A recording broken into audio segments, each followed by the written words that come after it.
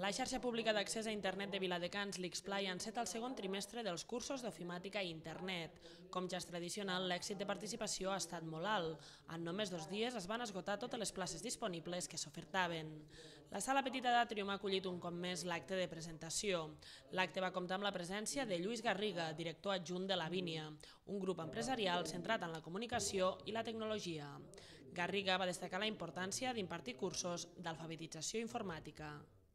Aquests cursos que avui comencen són molt importants perquè hi ha un risc de fractura digital i això s'ha d'afrontar seriosament. No es pot permetre que hi hagi un segment de la societat que vagi molt de pressa i un altre que vagi molt a poc perquè es perden oportunitats en l'oci, en el treball, en la vida quotidiana, en el què fer cada dia. Per tant, entendre què vol dir aquest món d'internet, aquest món de les pantalles, dels continguts, és molt important. Garriga va explicar com la ràpida evolució d'internet afecta els hàbits dels ciutadans i avança de manera trepidant.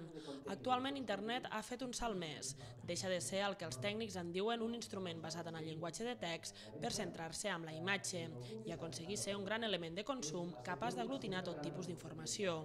El món d'internet però també afronta grans reptes, un d'ells és tecnològic, l'accessibilitat.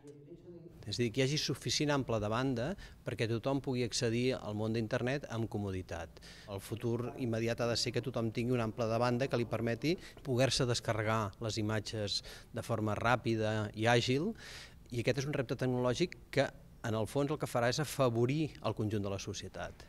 I l'altre repte que té internet és que la gent sàpiga com usar internet.